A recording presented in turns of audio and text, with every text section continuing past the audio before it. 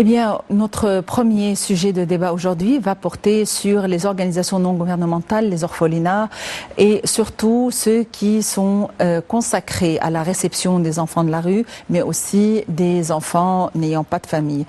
Il s'est passé un incident récemment, c'est que un des enfants dans un des orphelinats a subi un mauvais traitement de la part d'un des surveillants.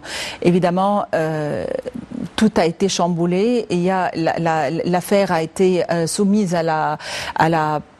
au parquet. La personne est arrêtée et il doit y avoir des mesures à entreprendre, soit pour la surveillance et soit pour s'assurer que cet incident ne se reproduise plus. Et il doit y avoir aussi des critères de qualité. Aujourd'hui, Monsieur Mohamed Mahmoud Abdelhalim, qui est directeur de programme dans une des organisations non gouvernementales, est avec nous pour répondre à nos questions. Massa al-Khir. Premièrement, on va commencer notre discussion sur la situation qui a eu lieu récemment et cette situation peut avoir lieu dans n'importe quel orphelinat. Comme vous savez, il y avait un enfant qui a subi un maltraitement de la part des superviseurs. Donc, en résumé, quelle est la situation et quelles sont les étapes qui ont été adoptées contre ce responsable? Premièrement, ce thème a été évoqué considérablement, spécialement dans les mass médias, puisque je travaille dans ce domaine et à travers mes contacts avec mes amis, avec tous ceux que je connais, je peux dire que ce thème a été divulgué très rapidement et toute la société égyptienne était au courant de ce thème, à savoir l'un des orphelinats au quartier El Haram, l'un des superviseurs de cet endroit a maltraité physiquement un bon nombre des orphelins. Maintenant, cet homme a subi une enquête et depuis récemment, depuis 2 jours, on a dit qu'il n'a pas été arrêté, mais maintenant, il subit une enquête et il est arrêté. Donc, il était supposé conformément aux critères de cet orphelinat. Donc, quels sont les critères de la supervision de la part du ministère des Affaires sociales sur de tels orphelinats? Donc, ces critères n'ont pas été changés, comme je connais, depuis les années 70. Pour cette raison, plusieurs institutions, en tête desquelles figure le ministère de la Solidarité sociale, ont commencé à adopter des critères pour la supervision des orphelinats. Et ces critères ne sont pas spécialisés ou ces critères ne concernent plus l'infrastructure, mais elles concernent également les êtres humains et leur qualification et concernent également le développement de ces professionnels. Donc, il n'est pas conditionné. Donc, il est conditionné que l'homme qui est responsable de ces orphelinats doit être doté des hautes licences, des hautes qualifications, et de cette façon, on peut éviter la répétition de telles situations. Pour cette raison, on doit avoir un contrôle sur ces institutions et on souhaite que ces critères vont garantir la non-répétition de ces événements. Est-ce que cet événement qui a eu lieu et à la suite de ces événements, est-ce qu'il y avait des procédures qui ont été adoptées pour renforcer, pour durcir la supervision de telles institutions pour éviter la répétition de tels événements? C'est ce qui s'est passé dans l'institution à laquelle j'appartiens. Donc, il y a un suivi routinier adopté dans la plupart des institutions, spécialement les institutions des orphelins. Mais cet événement a causé un choc auprès des citoyens. Pour cette raison, on a durci le contrôle et la supervision de ces institutions.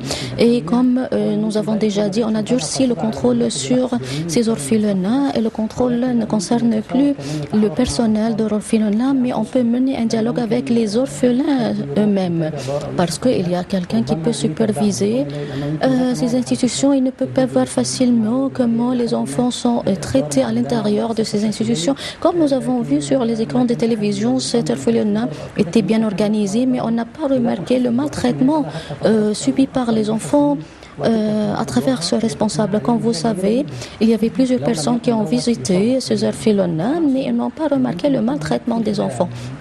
Donc, pour ne pas être trompé par l'apparence, je dois avoir un contrôle sur le personnel.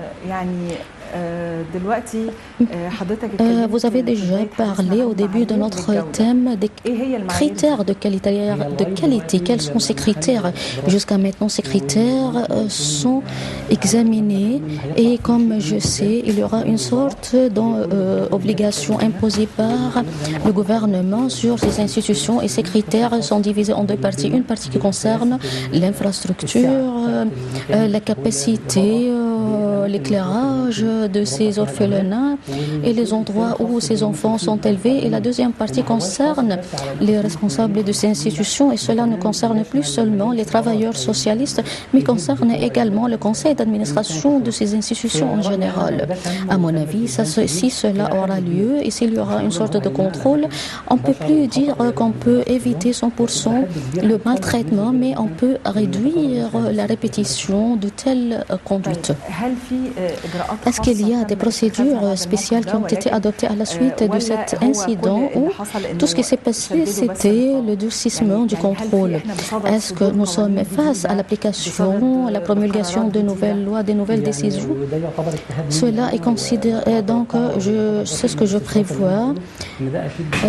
Nous sommes face à la promulgation de nouvelles décisions et des amendements juridiques ou le renforcement, l'activation des lois qui existaient mais qui n'ont pas été appliquées. C'est ce qui s'est passé et considéré. Je ne vais plus parler du côté négatif de cet événement, mais à mon avis, c'est comme on pouvait dire, c'est le frappe qui nous a réveillés. C'est le cas de plusieurs institutions qui ont commencé à s'intéresser à la situation. Il y a d'autres personnes qui œuvrent avec les orphelins et qui maltraitent les enfants. Et que concernant les orphelins, le maltraitement physique n'affecte plus négativement les enfants parce que ces enfants ont déjà perdu leurs parents. Je sais très bien que cette conduite est rejetée, mais comme vous savez, l'orphelin a déjà perdu l'un de ses parents. Donc, quels sont les critères de l'ouverture des orphelinats? Parce que, comme vous savez, il y a des orphelinats pour les enfants, y compris des orphelinats publics et privés. Donc, quelles sont les conditions pour créer un orphelinat? Donc, c'est le contrôle du gouvernement. Mais concernant les ONG, c'est ce qui se passe actuellement avant l'application des critères. Pour la création des orphelinats, on doit suivre certains critères et on doit avoir une sorte de supervision et de spécialisation.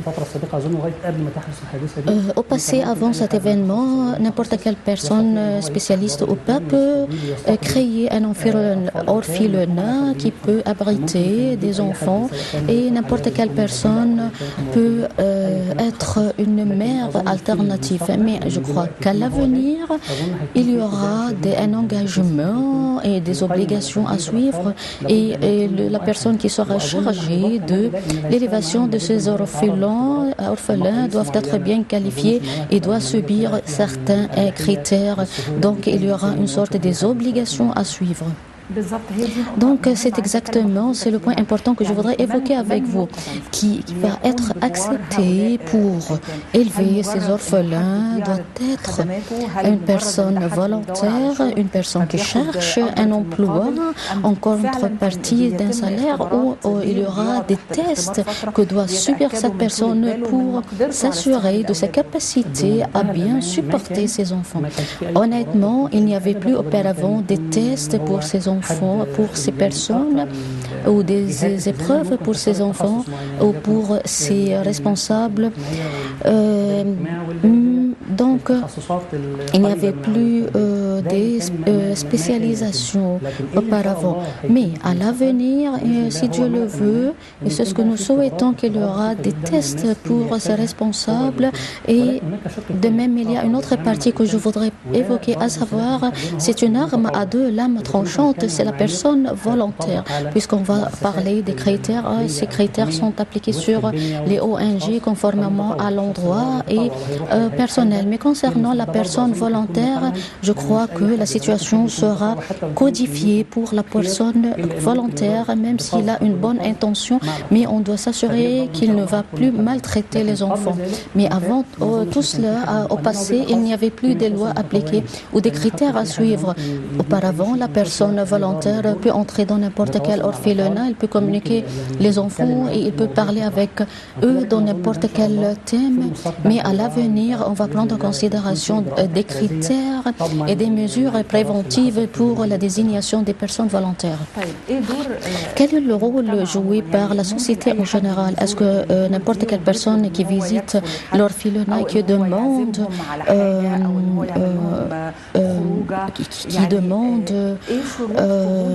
d'accompagner les orphelins, donc quelles sont les conditions à suivre pour les visiteurs des orphelinats? Donc il n'y a plus de conditions à suivre pour les visiteurs, mais on peut préciser la durée des visites. Si les orphelins suivent leurs écoles ou s'ils suivent leurs devoirs, donc il n'y a plus de conditions, mais il y a la société qui doit superviser ces institutions. Et pour cette raison, si la société trouve qu'il y a des conditions changées, et comme nous avons déjà dit, dans l'orphelinat d'El Haram, il y a certaines personnes qui ont remarqué le maltraitement des orphelins et ils ont présenté des dénonciations contre le maltraitement. Je peux dire que si la personne volontaire remarque une sorte d'inflation ou de contravention, elle peut présenter une dénonciation. Et si la personne, n'importe quelle personne remarque un maltraitement, on doit prévenir les responsables et les autorités concernées. Donc, s'il y a un maltraitement de la part de la personne volontaire, on peut éviter la visite de cette personne volontaire. Mais je peux dire également qu'il y a des personnes volontaires qui sont plus réussites que les spécialistes. Maintenant, concernant les orphelinats et les ONG, est-ce qu'il y a une différence entre les orphelinats et les institutions qui accueillent les enfants de la rue? Il n'y a plus de différence entre les deux. Donc, ces maisons accueillent les enfants. L'orphelin est plus chanceux que les enfants de la rue. Comme vous savez, il y a une hadith prophétique selon lequel notre prophète nous a appelés à prendre soin des orphelins. Mais concernant l'endroit et concernant l'infrastructure et les spécialistes, ce sont les mêmes choses pour les maisons des orphelinats et les maisons des enfants de la rue. Concernant maintenant les enfants de la rue, est-ce qu'il y a des programmes pour la qualification et la réhabilitation de ces enfants? Oui, l'enfant de la rue diffère de l'orphelin. L'orphelin est élevé dans l'orphelinat et s'il y a un maltraitement, cela se passe à travers l'orphelinat, mais l'enfant de la rue vit dans la rue et il a subi tout le maltraitement physique et moral. Et si on suppose qu'il y aura une réhabilitation de l'orphelinat, je prévois comme un spécialiste, ce processus va réussir. Mais pour l'enfant de la rue, si on va atteindre 70%, ça sera bien parce que les problématiques et les incidents subis par l'enfant de la rue diffèrent des difficultés affrontées par l'orphelin. Deuxièmement, l'enfant de la rue, quand il va sortir dans la rue et s'il a subi un maltraitement ou une agression corporelle, il croit que la cause principale de ce maltraitement est sa famille qui devait l'abriter. Pour cette raison, dans notre institution et dans notre organisation, j'ai remarqué la différence entre l'orphelin et l'enfant de la rue qui a subi le maltraitement. La psychologie de l'orphelin diffère de la psychologie de l'enfant de la rue. Et la psychologie de l'enfant de la rue est très précaire et très difficile. Donc, vous avez déjà mentionné que vous êtes responsable des programmes. Donc, quel est le concept des programmes élaborés pour les orphelins? Concernant les programmes du village d'El Amal, pour faciliter l'idée, il y a des programmes sociaux, psychologiques, éducatifs et culturels. Ce sont les bases essentielles en tête desquelles figurent. Ce sont les mêmes programmes de la qualification de l'enfant, mais il n'y a plus un programme programme qui ressemble au programme des autres enfants. Donc chaque programme compte sur les capacités éducatives de chaque enfant et le programme de chaque enfant diffère de l'autre. Mais ce sont des programmes psychologiques et sociaux, mais chaque enfant a ses propres spécialité. Personne ne peut plus prédire ou prévoir la réussite. C'est Dieu seul qui peut, qui possède la réussite. Donc, mais nous pouvons ressentir la réussite dans certains cas et d'autres, nous pouvons ressentir l'échec dans d'autres cas. Mais avec des efforts très faciles, Dieu peut nous assister dans plusieurs événements parce que nous traitons l'âme psychologique des orphelins. Mais jusqu'à maintenant, nous avons beaucoup à faire et beaucoup à comprendre, spécialement en ce qui concerne l'orphelin ou l'enfant de la rue. Est-ce qu'il y a différents types de séjours? Est-ce qu'il y a des enfants qui restent dans l'orphelinat et d'autres qui viennent et qui vont donc qui vivent dans la rue pour une longue période? C'est très difficile de le prendre et vous ne pouvez plus imposer des restrictions sur l'enfant de la rue. On doit avoir une phase moyenne, c'est ce qu'on appelle parfois le centre de la réception ou le séjour temporaire, c'est-à-dire une période où on doit éloigner l'enfant de la rue de la rue. Imaginez par exemple que nous avons pris 10 enfants qui vivent dans la rue et nous les avons mis dans une institution. Le lendemain, ces enfants ne vont plus rester dans ces institutions. Pour cette raison, on a besoin d'une période pour habituer les enfants à vivre dans ces orphelinats. Donc, c'est la différence entre l'orphelin et l'enfant de la rue. Et la diversité vise à faire aimer à l'enfant de la rue le fait de séjourner dans ces institutions pour réaliser la réussite.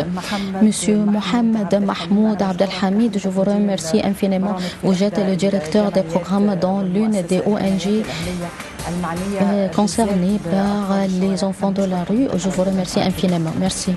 Eh bien, nous allons tout de suite aborder un sujet qui pourrait donner beaucoup d'espoir, parce qu'on parle toujours d'espoir, que ce soit pour les orphelins, pour les enfants de la rue, mais là, il s'agit pour les patients en général, des programmes, il s'agit toujours de programmes, mais il s'agit de programmes électroniques permettant aux patients de monitoriser leur vie, leur santé, comment donner du pouvoir. C'est comme ça qu'on nous a présenté les programmes, évidemment pour mieux expliquer, pour mieux comprendre. Nous allons recevoir tout de suite Dr Ihab El Fouli. À tout de suite.